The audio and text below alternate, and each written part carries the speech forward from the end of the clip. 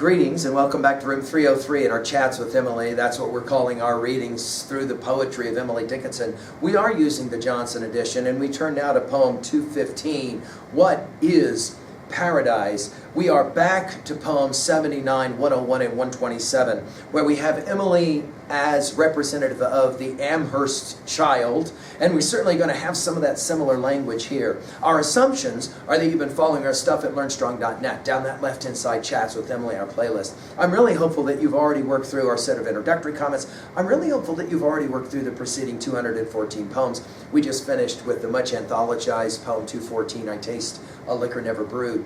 Now, we are back to Emily and her questions about afterlife, right? For example, back to poem 115.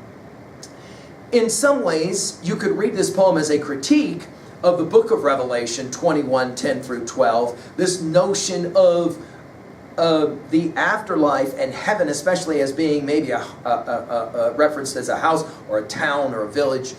And in some ways, you can read this poem as a theodicy. That is to say, the pain and suffering of this world. Is it legitimate to long for something beyond this life that would be in an afterlife kind of thing, heaven or whatever, or something similar to that, paradise? And in some ways, many have seen this poem as Emily the skeptic. I'll let you decide as we read it. What is paradise? Who live there? Are they farmers? Do they hoe? Do they know that this is Amherst and that I am coming too? Do they wear new shoes in Eden? Is it always pleasant there?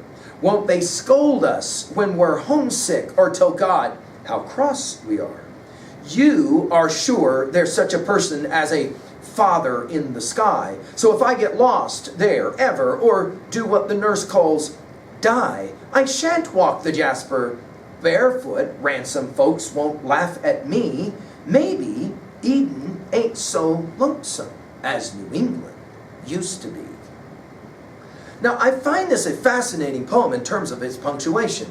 Notice, this is a series of questions without any question marks. But notice the last punctuation mark of the poem is an exclamation point. I find this remarkable. And I think Emily, guys, I've said this to you a number of times, I think Emily is having an amazingly fun time. And I think a poem like this is Emily having a bit of fun, certainly playing around with Revelation 21, 10 through 12.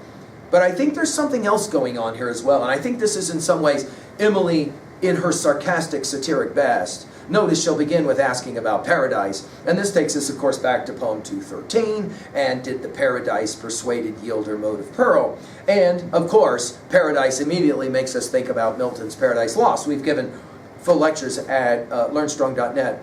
Notice she asks, in paradise, who lives there? Are they farmers? Do they hoe? And again, this is an interesting question. It's like, well, I mean, you spent all your time in a church pew. You've heard already what Revelation 21 is referencing. What do you mean, are they farmers? Do they hoe? In other words, I think our question is, what do you do in an afterlife where there's no work? I mean, there's no farming, there's no hoeing and the like. Do they know that this is Amherst? Many have argued that her argument here is that Amherst is as close to heaven as she ever wanted to get. And that I am coming too. And a little bit later, it's going to be the nurse who calls it dying, right? In other words, Emily's saying, I know I've got to die.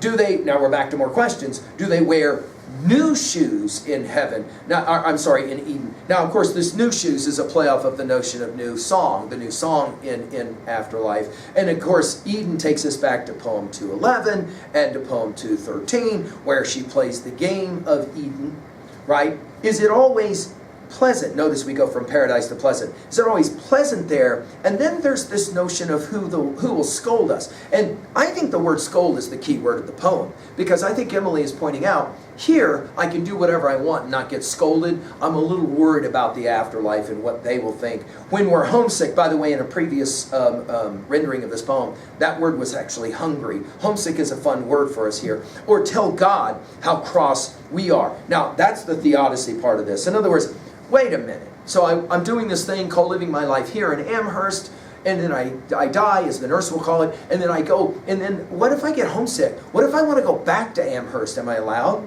You, whoever this is, and I think this unspoken you is at the base of her satiric voice. You are sure there's such a person, and of course she could be speaking to the religious here, as a, notice in quotation marks, father in the sky. We've already commented on Emily's relationship with her own father, Emily's relationship and notions with Father God. Notice in the sky, so if I get lost there, ever, notice the use of the dashes in this poem is brilliant, or do what the nurse calls die. Notice it's the nurse, not the doctor. I find that fascinating. And again, the ironic voice here. I shan't. Notice all this kind of country language, this farmer country language. Notice it's I shan't, folks, and her one and only use of ain't, but not really ain't, right? I shan't walk the Jasper barefoot. Of course, Jasper referencing the Revelation 21, the portrayal of heaven. Barefoot, ransom folks won't laugh at me. Again, this is a question, and it takes us back to her reading, of course, of Dante's Divine Commedia, and especially Inferno with Limbo as being that place where Dante the Pilgrim will take a walk, right? Maybe, and this will, for us, bring us back to her love of the word perhaps. In poem 696, you'll remember I've already said it, acres of perhaps when we get there. Maybe Eden ain't so lonesome as New England used to be.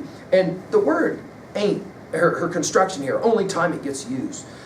It's interesting language. It's farmer language. It's country language, right? So lonesome as New England used to be. And again, notice no question mark. It's an exclamation point. Now, I'm fascinated. When we get to poem 1205, we'll study this 1205 in relation to this poem. Immortal is an ample word when what we need is by, but when it leaves us for a time, 'tis a necessity. Of heaven above, the firmest proof we fundamental know, except for its marauding hand, it had been heaven below. Again, this comparison between, is Amherst all the heaven that I need? I think at 2a, she's arguing that death is nothing to be feared, but that life must be lived now. And I think that would make probably Emily smile for us to say it that way. Enjoy the life that you live now. And don't count everything about the afterlife. At 2b, we commented on the absence of the question marks, which I find fascinating. At 3a, of course, poem 1205, we mentioned Milton's Paradise Lost and Dante's Divine Commedia, especially his referencing, talking about limbo. Finally, at 3b, what are your thoughts about this notion of paradise, Eden, afterlife, what the nurse calls dying? And to what degree are you enjoying Emily challenging you to make your Eden paradise now? Thank you.